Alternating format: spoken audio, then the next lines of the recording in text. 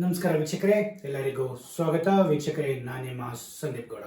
ವೀಕ್ಷಕರೇ, ಈ ವಿಡಿಯೋದಲ್ಲಿ KCET ಸೆಲೆಕ್ಷನ್ ಪ್ರೋಸೆಸ್ 2025 ಬಗ್ಗೆ ಪ್ರತಿಯೊಬ್ಬರಿಗೂ ಮಾಹಿತಿ ತಿಳಿಸ್ಕೊಡೋಣ. ಮತ್ತು KCET 2025 ರಿಸಲ್ಟ್ ಯಾವಾಗ ಬರುತ್ತೆ, ನೀವು ಸೆಲೆಕ್ಷನ್ ಪ್ರೋಸೆಸ್ಗಿಂತ ಮುಂಚೆ ಏನೇನು ಡಾಕ್ಯುಮೆಂಟ್ಸ್ ಇಟ್ಕೋಬೇಕು, ಯಾವ ಥರ ಸೆಲೆಕ್ಷನ್ ಮಾಡ್ಕೋಬೇಕು, ಅದನ್ನು ಯಾವ ಥರ ಲಾಕ್ ಮಾಡಬೇಕು, ಮತ್ತು ಅದು ಸೀಟ್ ಮ್ಯಾಟ್ರಿಕ್ಸ್ನ ಯಾವ ಥರ ನೀವು ನೋಡ್ಕೋಬೇಕು, ಪ್ರತಿಯೊಂದು ನೋಡಿಕೊಂಡು ನಿಮ್ಮ ರ್ಯಾಂಕಿಂಗ್ ಅನುಸಾರವಾಗಿ ಮತ್ತು ನಿಮ್ಮ ಕಾಲೇಜು ಮತ್ತು ಬ್ರಾಂಚ್ಗಳನ್ನ ಹೇಗೆ ಚೂಸ್ ಮಾಡ್ಕೊಳೋದು, ಮತ್ತು ಯಾವ ವೆಬ್ಸೈಟಲ್ಲಿ ನೀವು ರಿಜಿಸ್ಟ್ರೇಷನ್ ಮಾಡ್ಕೋಬೇಕು ಬಿಫೋರ್ ಸೆಲೆಕ್ಷನ್ ಆಫ್ ಸೀಟ್ ಮಾಡೋಕ್ಕಿಂತ ಮುಂಚೆ, ಮತ್ತು ನಿಮಗೆ ಏನಾದರೂ ಇಶ್ಯೂಸ್ ಇದ್ದರೆ ಯಾವ ಹೆಲ್ಪ್ಲೈನ್ ನಂಬರಿಗೆ ಕಾಲ್ ಮಾಡಬೇಕು, ಮತ್ತು ಏನೇನು ಡಾಕ್ಯುಮೆಂಟ್ಸು ರೆಡಿಯಾಗಿ ಇಟ್ಕೊಂಡಿರಬೇಕು ಬಿಫೋರ್ ಸೆಲೆಕ್ಷನ್ ಪ್ರೋಸೆಸ್ಸು ವೀಕ್ಷಕರೇ.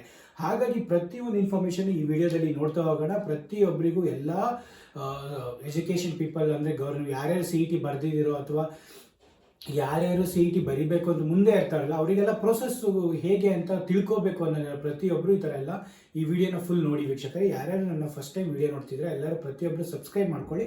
ನಾನು ಒಳ್ಳೆ ಗುಡ್ ಕಂಟೆಂಟ್ ವಿಡಿಯೋಗಳನ್ನ ಶೇರ್ ಮಾಡ್ತಾ ಇರ್ತೀನಿ ವೀಕ್ಷಕರೇ.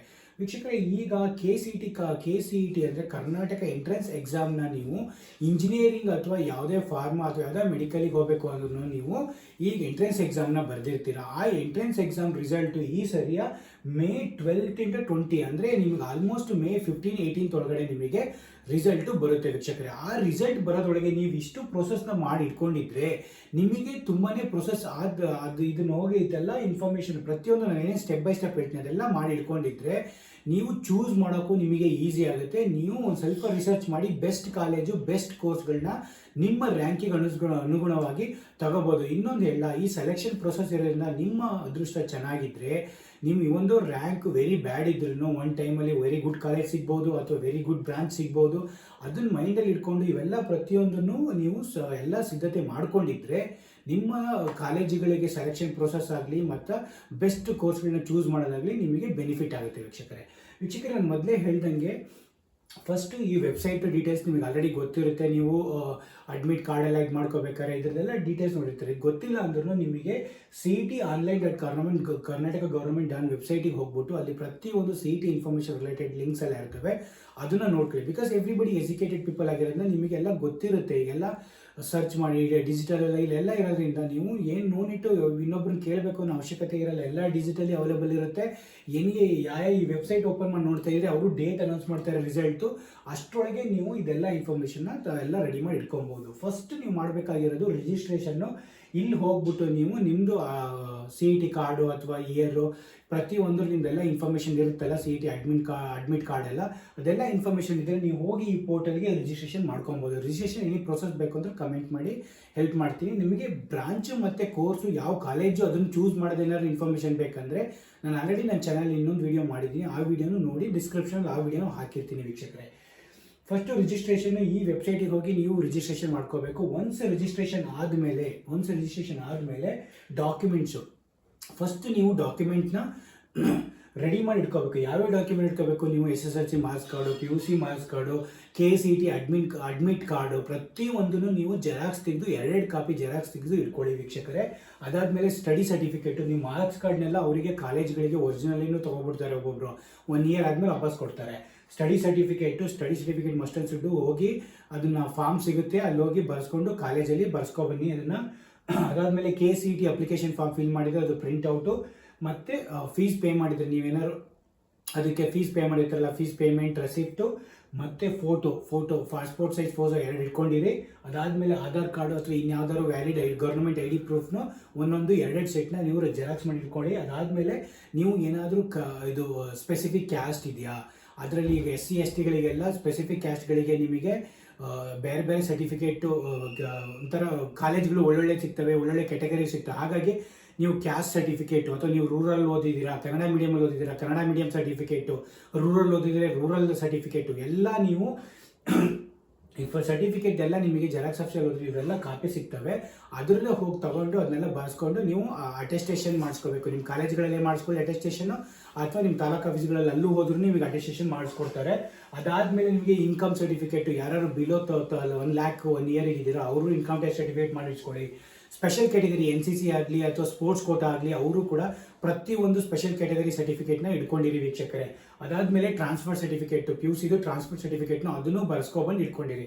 ಇವೆಲ್ಲ ಆಪ್ಷನಲ್ಲು. ನಿಮಗೆ ಈ ಕ್ಯಾಟಗರಿ ನಿಮಗೆ ಏನಾದ್ರು ಇದ್ದರೆ ಪ್ರತಿಯೊಂದು ಡಾಕ್ಯುಮೆಂಟ್ ಮಾಡಿಟ್ಕೊಳ್ಳಿ. ಜನರಲ್ ಕ್ಯಾಟಗರಿಗೆಲ್ಲ ಎಬೋ ಇರುತ್ತೆ, ಅವರು ಇದನ್ನು ಡಾಕ್ಯುಮೆಂಟ್ಸ್ ಮಾಡಿಟ್ಕೊಳ್ಳಿ ವೀಕ್ಷಕರೇ. ಪ್ರತಿಯೊಂದು ಡಾಕ್ಯುಮೆಂಟ್ನು ಮೇಕ್ ಶೋರ್ ದಟ್ ಈಗ ಟೈಮ್ ಇರೋದ್ರಿಂದ ನೀವು ಇಂಜಿನಿಯರಿಂಗ್ ಹೋಗಲೇಬೇಕು, ಯಾವುದು ಹೋಗಲೇಬೇಕು, ಪ್ರತಿಯೊಂದು ಮೆಡಿಕಲಿಗೆ ಹೋಗಬೇಕು, ಯಾವುದಕ್ಕೆ ಹೋಗಬೇಕು ಅಂದ್ರೂ ಈ ಸರ್ಟಿಫಿಕೇಟ್ನ ಮೊದಲನೇ ಈಗ 20 days ನಿಮಗೆ ಟೈಮ್ ಇದೆ, ಈ ಇದರಲ್ಲಿ ನೀವು ಎಲ್ಲ ಮಾಡಿ ಇಟ್ಕೊಂಬಿಡಿ ವೀಕ್ಷಕರೇ. ಅದಾದಮೇಲೆ ನಿಮಗೆ ಚಾಯ್ಸ್ ಮಾಡೋಕ್ಕೆ ಬರುತ್ತೆ. ಒನ್ಸ್ ರಿಸಲ್ಟ್ ಬಂದ ಮೇಲೆ ನಿಮಗೆ ಅವರು ಒಂದು ಜೂನಿಂದ ಚಾಯ್ಸ್ ಮಾಡೋಕ್ಕೆ ಓಪನ್ ಮಾಡ್ತಾರೆ ಅನಿಸುತ್ತೆ. ಓಪನ್ ಮಾಡಬೇಕಾದ್ರೆ ನಿಮಗೆ ನೀವು ಚೂಸ್ ಮಾಡಬೇಕು ಎಷ್ಟು ಕಾಲೇಜು, ಒಂದು 10 ಕಾಲೇಜು ಕರೆಕ್ಟಾಗಿ ನೀವು ಈಗಲೇ ರಿಸರ್ಚ್ ಮಾಡಿ ಇಟ್ಕೊಂಬಿಡಿ. ಏನಕ್ಕೆ ಅಂದರೆ ನಿಮಗೆ ಲಾಸ್ಟ್ ಇಯರ್ದು ಮಾರ್ಕ್ ಎಲ್ಲ ಸಿಗುತ್ತೆ, ಎಲ್ಲಿ ಎಷ್ಟೆಷ್ಟು ರ್ಯಾಂಕ್ಗಳಿಗೆ ಹೋಗಿ ಆನ್ಲೈನಲ್ಲಿ ಸರ್ಚ್ ಮಾಡಿರೋ ನಿಮಗೆ ಆ ಶೀಟ್ ಸಿಗುತ್ತೆ. ಲಾಸ್ಟ್ ಇಯರ್ದಲ್ಲಿ ಎಷ್ಟು ಸೀಟು ಯಾರ್ಯಾರಿಗೆ ಸಿಕ್ಕಿದೆ ಅಂತ.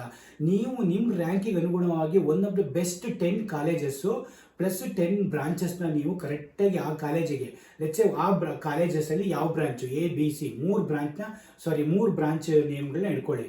CSC ISC ಆ ಥರ ಇಟ್ಕೊಳ್ಳಿ. ಅದಾದ ಮೇಲೆ ನಿಮಗೆ ಎಲ್ಲ ಲಿಸ್ಟ್ ಮಾಡಿ ಇಟ್ಕೊಂಡು ಆದಮೇಲೆ ಈ 10 days ನಿಮಗೆಲ್ಲ 20-30 days ಟೈಮ್ ಇರೋದ್ರಿಂದ ಮೇ ಒಳಗಡೆ ನೀವು ಇದೆಲ್ಲ ಮಾಡಿಟ್ಕೊಂಡ್ರೆ, ನನ್ನ ಈ ಕಾಲೇಜ್ ಲಿಸ್ಟ್ ಮಾಡಿಟ್ಕೊಳ್ತೀನಿ, ಈ ಬ್ರಾಂಚಸ್ ಲಿಸ್ಟ್ ಮಾಡಿಟ್ಕೊಳ್ತೀನಿ ಅಂದರೆ ನಿಮ್ಮ ಪ್ರೋಸೆಸ್ ಈಸಿ ಆಗುತ್ತೆ.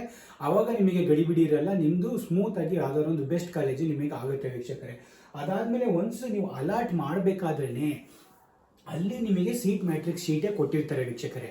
ಅಲಾಟ್ ಮಾಡಬೇಕಾದ್ರೆ ಆ ಮ್ಯಾಟ್ರಿಕ್ಸ್ ಶೀಟಲ್ಲಿ ನಿಮಗೆ ಗೊತ್ತಾಗುತ್ತೆ ಕ್ಯಾಟಗರಿ ವೈಸ್ ಎಷ್ಟೆಷ್ಟಿದ್ದಾವೆ, ಇದಕ್ಕೆ ಕೋರ್ಸ್ ವೈಸು ಯಾವ ಥರ, ಮತ್ತು ಕಾಲೇಜ್ ವೈಸು, ಮತ್ತು ಅದನ್ನು ಆ ಥರ ಎಲ್ಲ ಪ್ರತಿಯೊಂದು ನೀವು ಈ ಥರ ಎಲ್ಲ ನೋಡ್ಕೊಂಬಿಟ್ಟು ಈ ಸೀಟ್ ಮ್ಯಾಟ್ರಿಕ್ಸಲ್ಲಿ ನೋಡ್ಕೊಂಬಿಟ್ರೆ ನಿಮಗೆ ಆ ಸೀಟ್ ಮ್ಯಾಟ್ರಿಕ್ಸಲ್ಲೇ ನಿಮಗೆ ಯಾವ ಕಾಲೇಜು, ಯಾವ ರ್ಯಾಂಕಿಗೆ ಹೋಗಿ ಯಾವ ಬ್ರಾಂಚು ಅದನ್ನೆಲ್ಲ ಯಾವ ಕ್ಯಾಟಗರಿಗೆ ಸಿಗುತ್ತೆ ಅನ್ನೋ ಪ್ರತಿಯೊಂದು ಸ್ಟ್ರಕ್ಚರು ನಿಮಗೆ ಗೊತ್ತಾಗುತ್ತೆ. ನಿಮ್ದು ಯಾವ ಕ್ಯಾಟಗರಿ ಬರುತ್ತೆ, 3A 3B 2A ಯಾವ್ಯಾವ ಕ್ಯಾಟಗರಿ ಬರುತ್ತೆ ಆ ಕ್ಯಾಟಗರಿ ಅನುಸಾರವಾಗಿ ಆ ಪರ್ಟಿಕ್ಯುಲರ್ ಕಾಲೇಜ್ ಮಿಸ್ ಮಾಡ್ಕೊಂಬಿಟ್ಟು ನೋಡ್ಕೊಬಿಡಿ. ನಿಮ್ಮ ಕ್ಯಾಟಗರಿಗೆ ಅನುಗುಣವಾಗಿ ಕಾಲೇಜುಗಳು ಇರಬೇಕು, ಎಷ್ಟು ಸೀಟ್ ಇದ್ದಾವೆ, ಎಷ್ಟು ರ್ಯಾಂಕ್ಗಳಿಗೆ ಆ ಸೀಟ್ ಸಿಗುತ್ತೆ. ಸುಮ್ಮನೆ ಹೋಗ್ಬಿಟ್ಟು ಟಾಪ್ ಕಾಲೇಜುಗಳಿಗೆ ಹಾಕ್ಬೇಡಿ. ಮತ್ತೆ ಸೆಕೆಂಡ್ ರೌಂಡಿಗೆ ಹೋಗಬೇಕಾಗುತ್ತೆ. ಸೆಕೆಂಡ್ ರೌಂಡಲ್ಲಿ ತುಂಬ ಕಾಲೇಜುಗಳು ಇರಲ್ಲ, ಅದಾದಮೇಲೆ ಥರ್ಡ್ ರೌಂಡಲ್ಲಿ ಏನೂ ಸಿಗಲ್ಲ. ಸೊ ತುಂಬ ಜನ ಅದನ್ನು ಇದು ಮಾಡಿಬಿಡ್ತಾರೆ. ನಾನೇನೋ ಒಂದು 10,000 ತೆಗೆದುಬಿಟ್ಟಿದ್ದೀನಿ ರ್ಯಾಂಕಿಂಗ್ ಅಂತ ಹೇಳ್ಬಿಟ್ಟು ಬೆಸ್ಟ್ ಕಾಲೇಜ್ ಹಾಕ್ಬಿಡ್ತಾರೆ.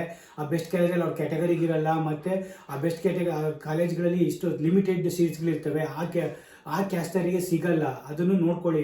ನೀವು ಕ್ಯಾಟಗರಿ, ಕಾಲೇಜು, ಕೋರ್ಸು, ಮತ್ತು ರೂರಲ್ಲ, ಕನ್ನಡ ಮೀಡಿಯಮ್ ಅವೆಲ್ಲ ಕೋಟೆಗಳಿರ್ತವೆ. ಅದನ್ನೆಲ್ಲ ನೋಡಿಕೊಂಡು ನಿಮ್ಮದು ಯಾವ ಕ್ಯಾಟಗರಿ ಇರುತ್ತೆ ಅದಕ್ಕೆ ಅನುಗುಣವಾಗಿ ಮಾತ್ರ ಚೂಸ್ ಮಾಡಿ. ಇಲ್ಲಾಂದರೆ ಬೇರೆದಕ್ಕೆ ಹೋಗಬೇಡಿ ವೀಕ್ಷಕರೇ. ಮತ್ತೆ ಲಾಸ್ಟಿಗೆ ಬೇರೆ ಕಾಲೇಜು, ಬೇರೆ ಬ್ರಾಂಚ್ ತಗೊಂಡು ಸಫರ್ ಪಡಬೇಕಾಗತ್ತೆ. ಹಾಗಾಗಿ ಅಲಾಟ್ ಮಾಡಬೇಕಾದ್ರೆ ಈ ಮ್ಯಾಟ್ರಿಕ್ಸ್ ಶೀಟ್ನೆಲ್ಲ ಕರೆಕ್ಟಾಗಿ ನೋಡಿಕೊಂಡು ಅಲಾಟ್ ಮಾಡಿ ಆ ಕಾಲೇಜಸ್ನ 10 ಕಾಲೇಜಸ್ನ. ಅದಾದಮೇಲೆ ಅಲಾಟ್ ಮಾಡಿದ್ಮೇಲೆ ಲಾಕ್ ಮಾಡಿಬಿಡಿ. ಲಾಕ್ ಮಾಡಿದ್ಮೇಲೆ ಅದೊಂದು ಯಾವ್ದಾದ್ರು ಒಂದು ಕಾಲೇಜು ನಿಮಗೆ ಬೆಸ್ಟ್ ಒಂದು ಯಾವುದು ಚೂಸ್ ಮಾಡಿರ್ತೀರೋ ಆರ್ಡರಲ್ಲಿ ಫಸ್ಟ್ ಒನ್ನೇ ಆದ್ರೇ ನಿಮಗೆ ಫಸ್ಟ್ ಒನ್ನೇ ಲಾಕ್ ಆಗಿಬಿಡುತ್ತೆ.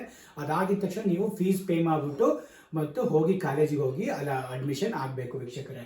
ಅದೇ ಒನ್ಸ್ ಅಡ್ಮಿಷನ್ ಆದಮೇಲೆ ಪ್ರೊಸೆಸ್ ನಿಮಗೆ ಕಂಪ್ಲೀಟು. ಅಲ್ಲಿ ತನಕ ನಿಮಗೆ ಏನೇನು ಪ್ರೊಸೆಸ್ ಇದ್ದಾವೆ ಒನ್ಸ್ ನೀವು ಡಾಕ್ಯುಮೆಂಟ್ಸ್ ಎಲ್ಲ ಆದಮೇಲೆ ಅವರು ಓಪನ್ ಮಾಡ್ತಾರೆ. ಈಗ allotment start date, first allotment start date, ಅವಾಗ ಅಲಾಟ್ಮೆಂಟ್ ಮಾಡ್ಕೊಂಬಿಟ್ಟು ನಿಮಗೆ ಕರೆಕ್ಟಾಗಿ ಪರ್ಟಿಕ್ಯುಲರ್ ಕ್ಯಾಟಗರಿ ಎಲ್ಲ ಪ್ರತಿಯೊಂದಕ್ಕೂ ಅಲಾಟ್ ಮಾಡಿಕೊಂಡು ಲಾಕ್ ಮಾಡ್ಕೊಬಿಡಿ.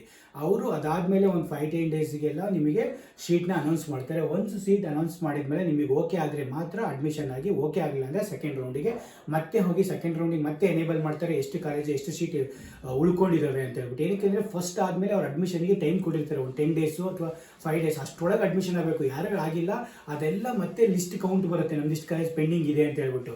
ಅದೆಲ್ಲ ಬಂದಮೇಲೆ ಮತ್ತೆ ಅಷ್ಟೇ ಕಾಲೇಜುಗಳು ನಿಮಗೆ ಮತ್ತೆ ಸೆಕೆಂಡ್ ರೌಂಡಿಗೆ ಸಿಗೋದು. ಸೆಕೆಂಡ್ ರೌಂಡಿಗೆ ಹೋಗೋಕ್ಕಿಂತ ಫಸ್ಟ್ ರೌಂಡಲ್ಲೇ ನೀವು ಸ್ವಲ್ಪ ನಿಮ್ಮ ತಲೆನೇ ಯೂಸ್ ಮಾಡಿಬಿಟ್ಟು ಕರೆಕ್ಟಾಗಿ ಚೂಸ್ ಮಾಡ್ಕೊಂಬಿಟ್ರೆ ನಿಮಗೆ ಒಳ್ಳೊಳ್ಳೆ ಕಾಲೇಜು ಒಳ್ಳೆ ಬ್ರಾಂಚ್ ಸಿಕ್ಬಿಡ್ತವೆ ವೀಕ್ಷಕರೇ.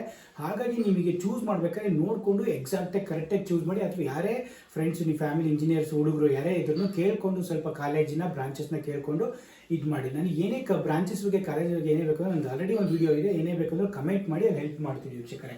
ಅದಾದಮೇಲೆ ನಿಮಗೆ ನಾನು ವೆಬ್ಸೈಟ್ ಕೊಟ್ಟಿದ್ದೀನಿ, ಅದಾದಮೇಲೆ ಫೋನ್ ನಂಬರ್ ಇದೆ. ಏನೇ ಇಶ್ಯೂಸ್ ಆದರೂ ಏನೇ ಆದ್ರೂ ಅವ್ರಿಗೆ ಫೋನ್ ಮಾಡ್ಕೊಂಡು ಕೇಳ್ಕೊಳ್ಳಿ. 10 to 5 PM ಅವೈಲೇಬಲ್ ಇರ್ತಾರೆ. ನನಗೆ ಈಗೆಲ್ಲ ಫುಲ್ ಅವೈಲಬಿಲಿಟಿ ಇರ್ತಾರೆ. ಏನಕ್ಕೆ ಅಂದರೆ CET ಇದೆಲ್ಲ ಏನೇ ಪ್ರೊಸೆಸ್ ರಾಂಗ್ ಆಗಬಾರ್ದು ಅಂತ.